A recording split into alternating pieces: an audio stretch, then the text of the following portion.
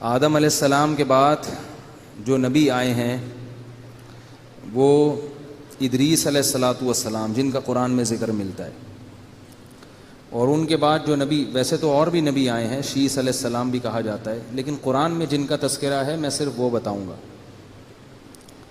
اور ان کے بعد جو نبی آئے ہیں شرک مٹانے کے لیے دنیا میں پہلی مرتبہ، وہ نوح علیہ الصلاۃ والسلام آئے ہیں۔ آدم علیہ السلام کے دور میں بھی شرک نہیں تھا، کان الناس امۃ واحدہ، اللہ فرماتے ہیں سب لوگ ایک دین پر تھے، سب اللہ کی عبادت کرتے تھے۔ گناہ تھے لیکن توبہ بھی تھی ساتھ میں، گناہ ہو جاتا تھا توبہ کرتے تھے، جو توبہ نہیں کرتا تھا اس کو برا سمجھا جاتا تھا، لیکن لوگ مانتے تھے صحیح کیا ہے اور غلط کیا ہے۔ زمانہ گزرتا گیا، اس وقت عمریں بہت لمبی ہوا کرتی تھیں، قد بہت لمبے ہوتے تھے۔ حدیث میں آتا ہے، صحیح بخاری کی حدیث ہے کہ آدم علیہ الصلاۃ والسلام کا جو قد تھا وہ 60 ہاتھ تھا، 60 گز، یعنی یہ جو ہاتھ ہے نا، ہاتھ، اس کو آپ 60 سے ضرب دے دیں۔ شکر ہے ہم لوگ اس دور میں نہیں تھے، ورنہ ہمیں وہ لوگ جیب میں رکھ کے چلے جاتے۔ ہم لوگ اگر اس دور میں ہوتے نا تو ہمیں کہیں پاکٹ میں رکھا ہوتا، انہوں نے یہ شاپر میں ڈال کے کہیں رکھ کے آ جاتے، وہ بھول جاتے کہ کہاں رکھ کے آیا ہوں۔ تو اتنے لمبے لمبے قد تھے، لمبی لمبی عمریں تھیں، آہستہ آہستہ عمریں بھی کم ہوئیں اور قد بھی گھسنا شروع ہو گئے۔ اب ہوتے ہوتے ہوتے پھر چائنیز دنیا میں آئے، ٹھیک ہے نا، انہوں نے چھوٹے قد کے ریکارڈ توڑ دیے، ناکیں بھی پتلی اندر دھسنا شروع ہوئیں، چائنیز کی ناکیں بھی اندر ہوتی ہیں۔ خیر، تو نوح علیہ الصلاۃ والسلام کو اللہ نے دنیا میں کیوں بھیجا؟ نوح علیہ السلام کا بھی اللہ نے بڑے اہتمام سے تذکرہ کیا ہے، کیونکہ وہ بھی اللہ کی طرف سے سلیکٹڈ تھے۔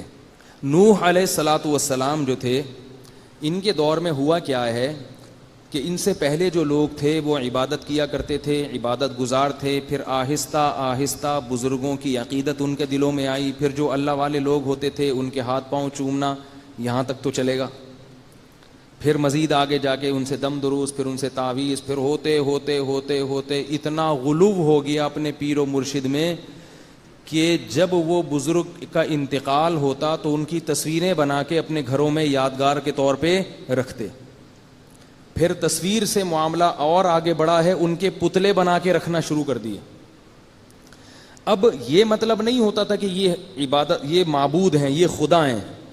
جب بھی کسی معاشرے میں کوئی برائی پھیلتی ہے تو وہ اس کی انتہا وہ نہیں ہوتی جو ابتدا ہوتی ہے، اسٹارٹنگ میں وہ بہت ہلکی ہوتی ہے، لیکن اسے روکا نہیں جاتا تو وہ بڑھتے بڑھتے بڑھتے بڑھتے بالکل انتہا تک پہنچ جاتی ہے۔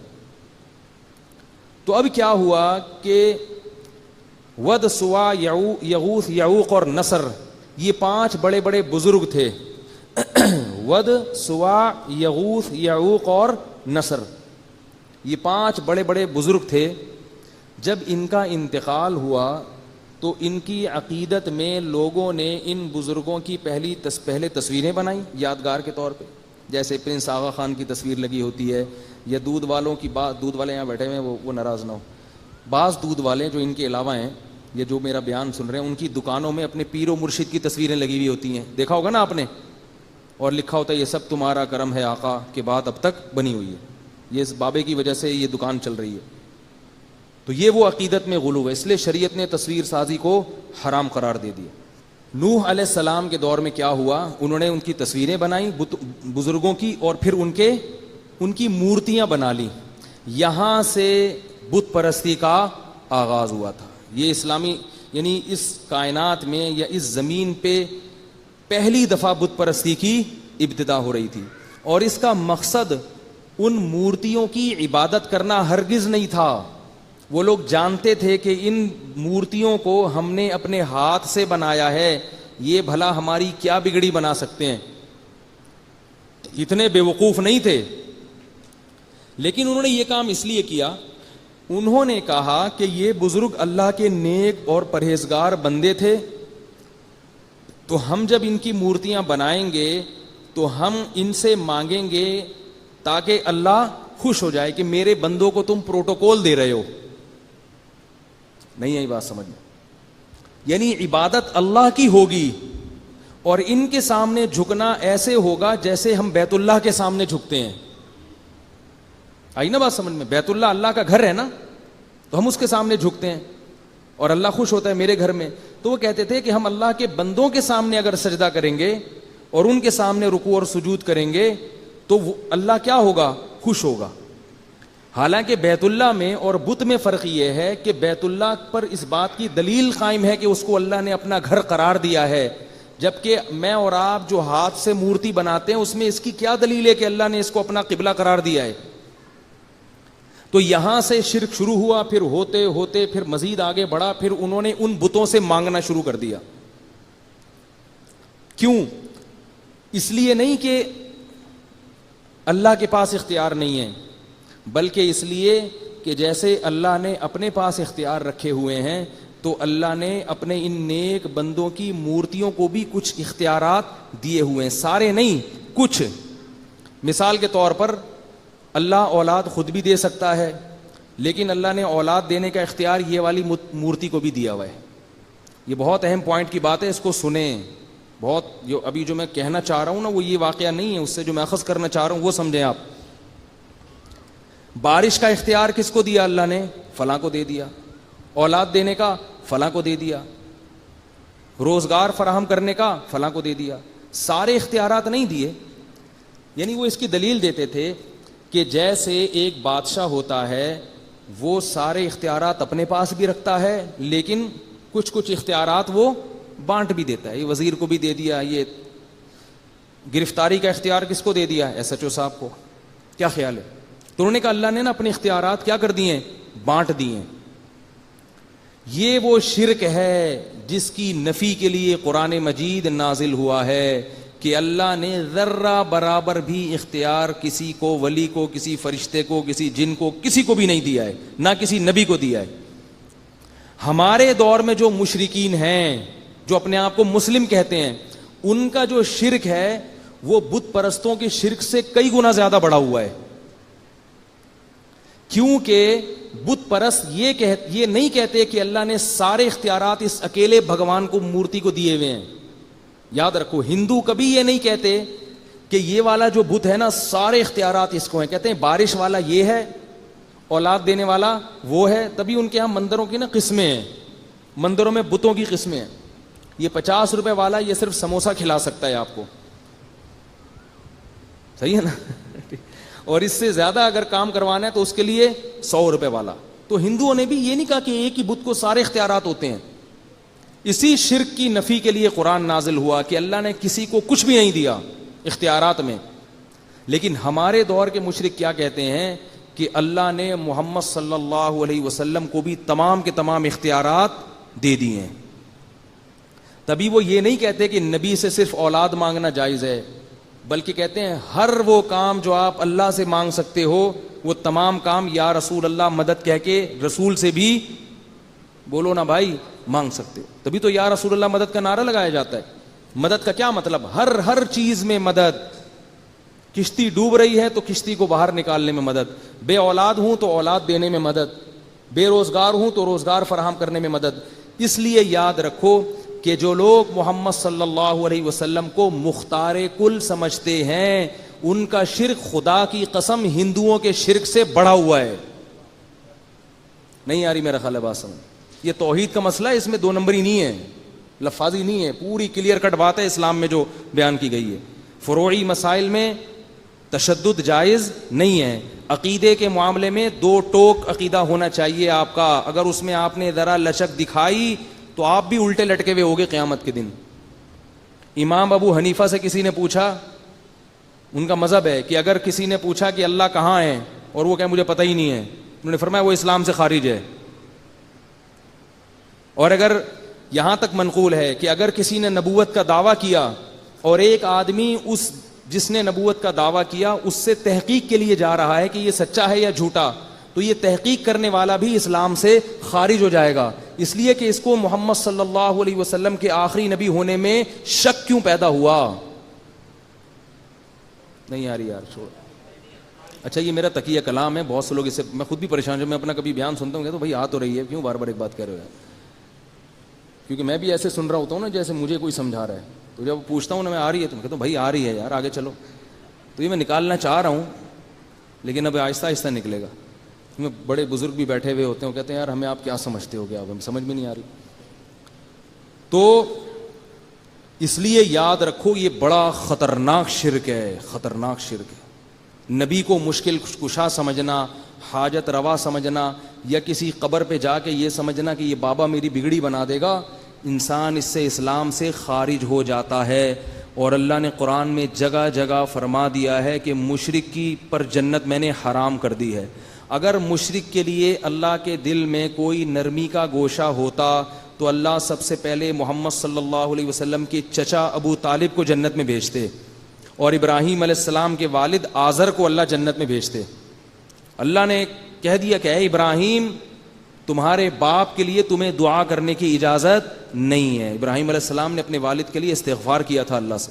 اللہ نے کہا پابندی لگا دی, نہ نہ نہ, یہ مجھے مانتا ہی نہیں ہے, میرے ساتھ کسی اور کو شریک. یہ نہیں ہوتا کہ اللہ کی نفی کر رہے ہیں, نہ نہ, اللہ کو بھی مانتے ہیں لیکن ساتھ ساتھ دوسروں کو بھی. تو اللہ کہتے ہیں یہ مجھے قبول نہیں ہے. یہ بڑا غیرت کا معاملہ ہے اللہ کی. یہ بالکل ایسے ہے جیسے کوئی عورت اپنے شوہر کو کہے کہ میں آپ سے بھی محبت کروں گی جیسے شوہر سے کی جاتی ہے, اور وہ جو کلیم بھائی ہیں نا, یہ وسیم بھائی محلے میں, وہ بھی مجھے ایسے ہی لگتے ہیں جیسے میرے شوہر ہوں. تو غیرت مند آدمی کیا کہے گا, طلاق دے کے بولے گا جب اسی سے شادی کر لے بھائی تو جا کے. کیا خیال ہے؟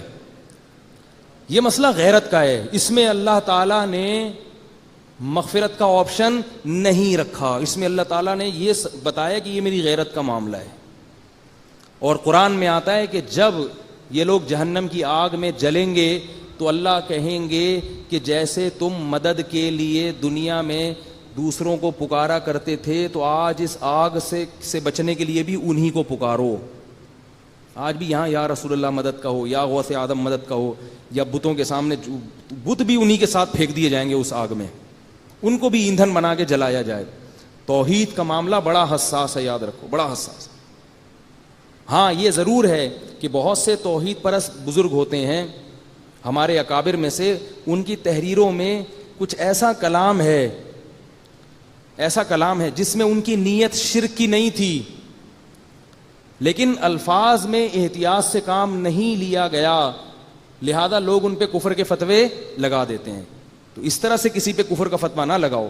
اس لیے ایک نیا موضوع ہے, اس پر میں پہلے کئی دفعہ بیان کر چکا ہوں, اگر میں اس پر آیا نا تو بہت لمبی بات ہو جائے گی. تو اس لیے ہم لوگ کسی کو کافر قرار دینے میں بہت احتیاط سے کام لیتے ہیں, یہ علماء کا نظریہ ہے. اب مثال کے طور پر ایک آدمی کسی کو کہتا ہے یہ مشکل کشا ہے. اب یہ لفظ تو شرکی ہے, مشکل کشا تو صرف کون ہے, اللہ. لیکن ہم اس سے پوچھتے ہیں کہ مشکل کشا کا مطلب کیا تھا, وہ کہتے ہیں میرا مطلب یہ ہے کہ جب بھی مجھے کوئی پیسوں کی ضرورت پڑتی ہے مجھے پیسے لا کے دے دیتا ہے, میری بائک پنچر ہوتی ہے تو میری بائک میں پنچر لگوا کے آ جاتا ہے, تو یہ میری مشکلوں کیا کر رہا ہے, دور کر رہا ہے. تو یہ تو پھر شرک نہ ہوا نا. تو بعض دفعہ ہمارے اکابر نے اہل اللہ کو اس معنی میں مشکل کشا کہا ہے, حقیقی معنی میں مشکل کشا نہیں کہا.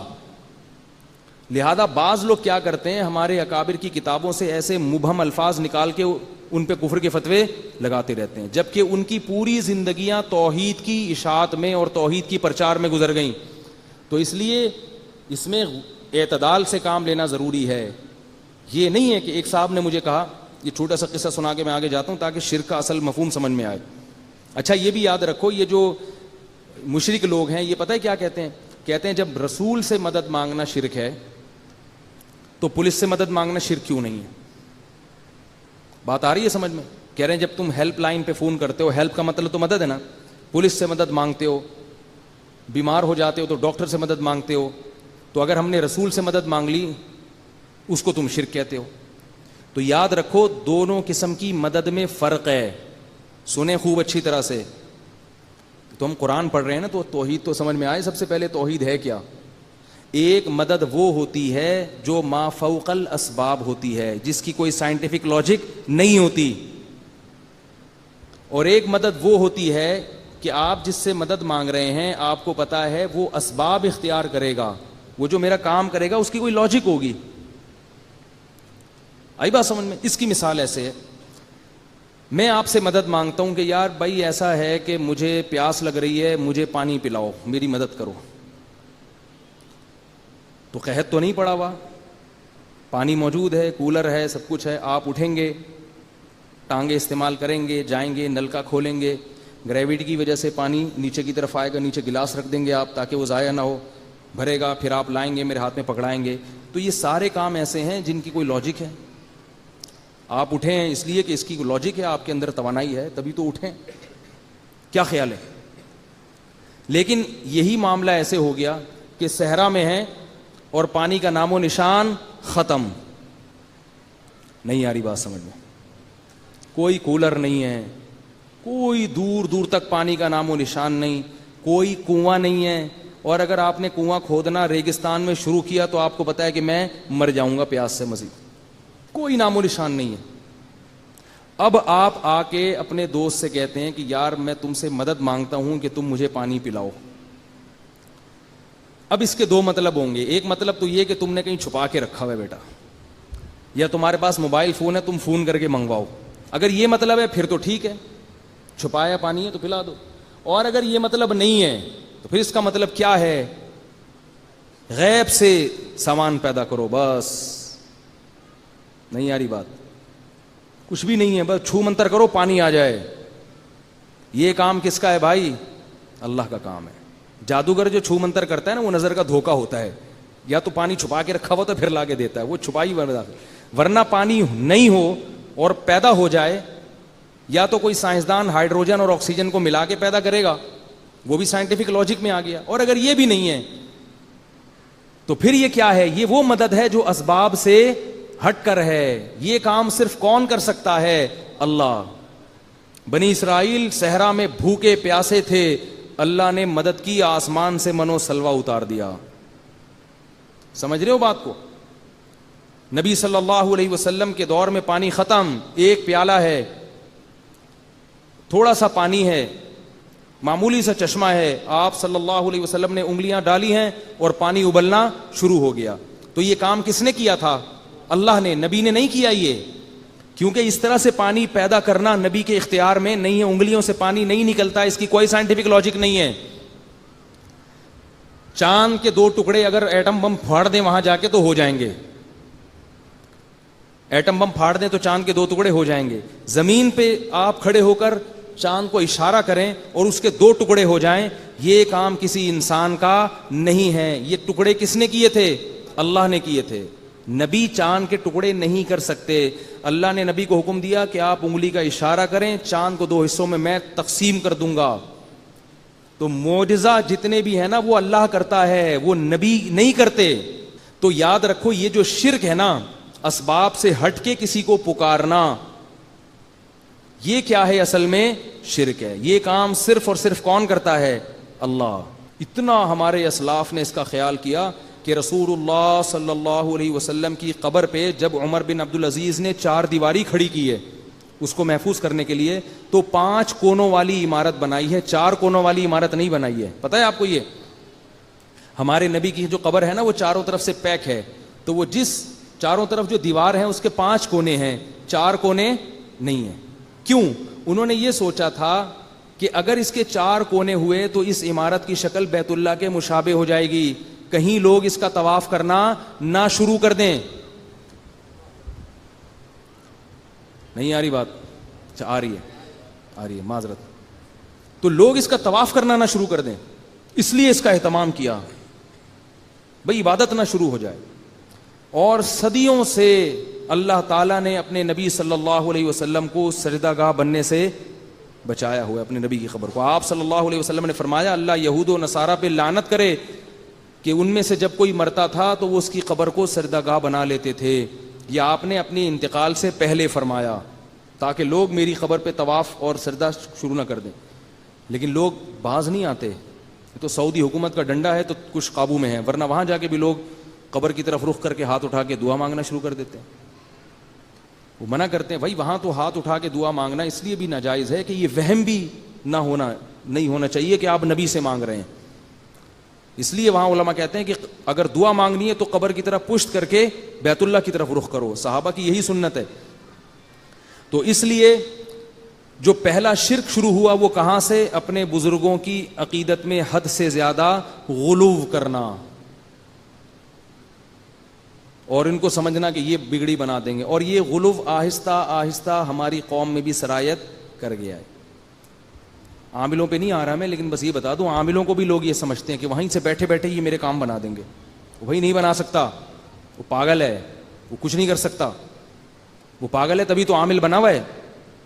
ابھی واٹس ایپ پہ ایک صاحب نے کہا کہ سارے عامل خراب ہوتے ہیں، میں تو کسی سے بیعت ہوں، وہ عملیات کرتے ہیں، وہ تو ٹھیک ہے نا.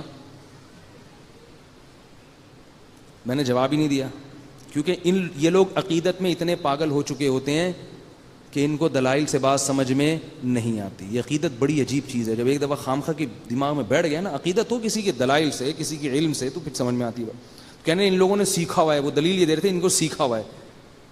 تو یہ جو بھی کریں اس کو سیکھا ہوا کہہ رہے ہیں، اس کی دلیل کیا ہے کہ یہ اس کو سیکھنا کہتے ہیں؟ کون سا سلیبس ہے، کون سا نصاب ہے، کون سی یونیورسٹی ہے بھائی جہاں یہ پڑھایا جاتا ہے؟ خیر، تو میں جلدی سے بات کو ختم کرتا ہوں. تو 5 بت بنا کے ان کے سامنے جھک کے ان کی عبادت کرنا قوم نے شروع کر دی.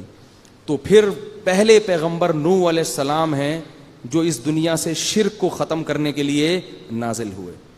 انہوں نے بتایا کہ چھوڑ دو، یہ کچھ نہیں کر سکتے، یہ بھی تمہاری طرح اللہ کے بندے تھے اور قبروں میں جا چکے ہیں، اور یہ تو وہ بزرگ ہیں بھی نہیں، یہ تو ان کے پتلے رکھے ہوئے ہیں اپنے ہاتھوں سے بنائے ہوئے، چھوڑ دو، ان کے سامنے مت جھکو. وہ کہتے نہیں اللہ ناراض ہو جائے گا اگر ہم نے ان کے سامنے نہیں جھکے.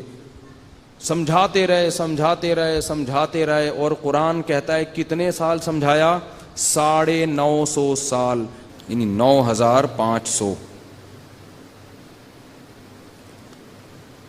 لیکن قرآن مجید میں ہے کہ ما آمن معہ الا قلیل، بہت تھوڑے لوگ ایمان لائے، بہت تھوڑے لوگ،